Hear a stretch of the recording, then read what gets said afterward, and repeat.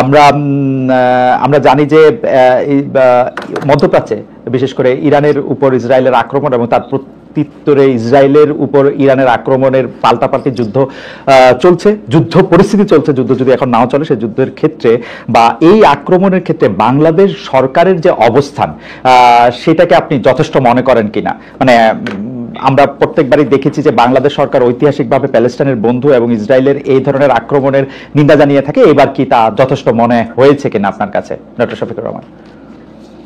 ধন্যবাদ। প্রথমেই আমি দুঃখ প্রকাশ করি এবং যে সমস্ত নিরীহ মানুষ বিভিন্ন দিকের গোলাবর্ষণে আক্রান্ত হয়ে, বোমায় আক্রান্ত হয়ে ইতিমধ্যে নিহত হয়েছেন, আমি তাদের আত্মার মাগফিরাত কামনা করি এবং তাদের পরিবার আপনজনদের প্রতি আমি সহমর্মিতা জ্ঞাপন করি। যুদ্ধ আসলে কোনো সমাধান নয়, যুদ্ধ হচ্ছে ধ্বংসের কারণ। দুনিয়ার যুদ্ধের মাধ্যমে শান্তি আসবে না, শান্তি আসতে হবে কন্টিনিউয়াস ডায়ালগ এবং পরস্পরকে সম্মানের মধ্য দিয়ে। তো যা হয়েছে এটা তো হঠাৎ করে হয়নি, এটা একটা ধারাবাহিকতা। দীর্ঘদিন ধরে গাজার উপর, ফিলিস্তিনের উপর যা আক্রমণ চলে আসছে, প্রতিদিন সেখানে নিরীহ মানুষ, শিশু, নারী, পুরুষ, বৃদ্ধ, অনেক মানুষই প্রতিদিন নিহত হচ্ছেন। আমরা এই বেদনাদায়ক দৃশ্য দীর্ঘদিন ধরে অবলোকন করছি।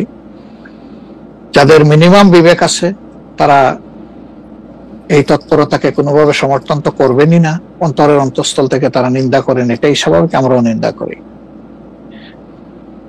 ইরানকে হঠাৎ করে কেন এই আক্রমণ করা হলো? বিনা নোটিশেই, কিন্তু অনেকটা বিনামেকে বজ্রপাতের মতো তাদের একটা স্বাধীন সার্বভৌম দেশে ইসরায়েলি হামলা করেছে। আমরা এটা নিন্দার সাথে সাথেই জানিয়েছি এবং শুধু আমরা না, দুনিয়ার বিবেকবান সবাই জানিয়েছে, এমনকি আরব বিশ্বের অনেকেও এই হামলার নিন্দা জানিয়েছিলেন। তবে ইরানেরও আত্মরক্ষার অধিকার আছে, যে কারো আত্মরক্ষার অধিকার আছে। আত্মরক্ষার স্বার্থে কেউ যদি কোনো ভূমিকা নেয় তাকে দায়ী করা যাবে না, কারণ সে আক্রান্ত। আক্রান্ত ব্যক্তি, রাষ্ট্র কিংবা সংস্থার আত্মরক্ষার অধিকার, এটা মানবতার ইতিহাসে স্বীকৃত, এটা কেউ অস্বীকার করে না। কিন্তু আমরা লক্ষ্য করেছি যে এই আক্রমণ প্রতি আক্রমণ, দুই আক্রমণেই শুধু সামরিক লক্ষ্য বস্তুতে আঘাত হানা হয়নি, বিভিন্ন ধরনের আঘাত এসেছে এবং এক পর্যায়ে আমেরিকা এখানে সম্পৃক্ত হয়ে পড়লেন। অথচ আমেরিকার জায়গা থেকে এই যুদ্ধ থামানোর ভূমিকা নেওয়াটাই ছিল উচিত, সেটা হয়নি, বরঞ্চ যুদ্ধে জড়ায় পড়ল আমেরিকা এবং আমেরিকাও ইসরায়েলের মতোই বরঞ্চ এর চেয়ে ভয়াবহ আক্রমণ করে বসলো ইরানের উপর। আসলে এগুলা কোনোটাইকে আমরা সমর্থন করি না। এখন আপনার প্রশ্ন হচ্ছে যে বর্তমান সরকার যেটুকু কনসার্ন ব্যক্ত করেছে এটাকে আমরা যথেষ্ট মনে করি কিনা। আসলে যথেষ্ট তো হলো যে মুসলিমের পাশে সরাসরি দাঁড়াইতে পারবে, ওটা তো আমরা কেউ পারছি না। বরঞ্চ আমরা আমাদের নৈতিক সমর্থন দিয়ে এবং অন্যায়ের বিরুদ্ধে নিন্দা অথবা প্রতিবাদ জানিয়ে আমরা আমাদের অবস্থান স্পষ্ট করতে পারি। জি, সরকার যা করেছে আশা করি আপনার এবং আমার এই আলোচনার মাধ্যমে সরকার আরো বেশি উপলব্ধি করবে যে তাদের আরো কিছু করণীয় ছিল। না মানে আমরা একটি বিষয়ে একটি প্রশ্ন উঠেছে, প্রশ্নটি হচ্ছে এরকম যে 13 তারিখে পররাষ্ট্র মন্ত্রণালয় থেকে এই ইরানের উপর আক্রমণের প্রতিবাদ জানানো হয়েছে, কিন্তু সেটি আসলে এমনকি পররাষ্ট্র মন্ত্রীর পক্ষ থেকেও সে প্রতিবাদ জানানো হয়নি, পররাষ্ট্র মন্ত্রণালয়ের পক্ষ থেকে। এর আগে আমরা দেখেছি এরকম আক্রমণের ক্ষেত্রে বাংলাদেশের সরকার বা রাষ্ট্রপ্রধান আসলে প্রতিবাদ জানান, তারা একটি বক্তব্য রাখেন বা বক্তব্য দেন। এই ক্ষেত্রে আমরা ডক্টর মোহাম্মদ ইউনূসকে একদম চুপচাপ দেখছি। ডক্টর মোহাম্মদ ইউনূস সরকারকে বলা হচ্ছে যেহেতু তারা এখন মার্কিন যুক্তরাষ্ট্র সরকারকে খেপাতে চান না, সেই জন্য তারা এই ব্যাপারে আসলে এক ধরনের ধীরচল নীতি অবলম্বন করছেন। আপনি কি বিষয়টা সেভাবে দেখেন কিনা? এটার ব্যাখ্যা তারা ভালো দিতে পারবেন, তবে এমন দৃষ্টিভঙ্গি থাকলে এটা উচিত হবে না, কারণ মানবতা যেখানেই আক্রান্ত হবে একটা স্বাধীন দেশ হিসেবে, বিবেকবান কর্তৃপক্ষ হিসেবে অবশ্যই আমাদেরকে রেসপন্স করতে হবে। এই প্রসঙ্গে আরেকটু আন্তর্জাতিক প্রশ্ন, সেটা হচ্ছে যে আরব রাষ্ট্রগুলো, বিশেষ করে অর্গানাইজেশন অফ ইসলামিক কান্ট্রিজ এবং আরব ওয়ার্ল্ড, যারা আরবের ধনী বিশ্ব, তাদের যে প্রতিক্রিয়া, সেই প্রতিক্রিয়াকে আপনি আসলে সঠিক মূল্যায়ন করেন কিনা? দুই এক কথা বললেই হবে যে আপনি কি তাদেরকে? খুবই দুর্বল, খুবই দুর্বল।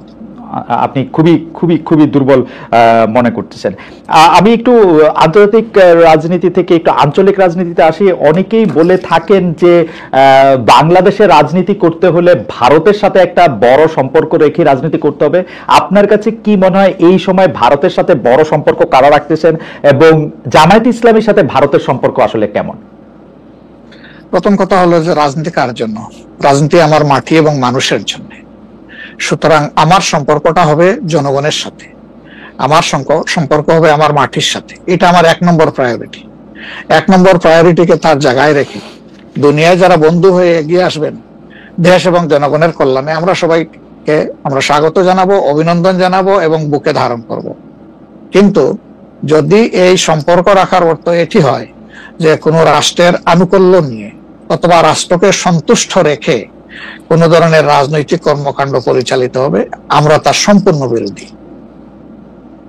ওকে, এই ক্ষেত্রে কেউ কেউ বলতেছেন যে বিএনপির সাথে ভারতের একটি সম্পর্ক দেখা যাচ্ছে, আবার কেউ কেউ উল্টোটা বলতেছেন ডক্টর মোহাম্মদ ইউনূস ভারতের সাথে সম্পাদিত শেখ হাসিনা সরকারের কোনো চুক্তি আলোর সম্মুখে আনছেন না এবং তার কোনোটি বাতিল করছেন না, কারণ ডক্টর মোহাম্মদ ইউনূস সরকারেরও ভারতের সাথে একটি নিবিড় এবং প্রবল সম্পর্ক রয়েছে।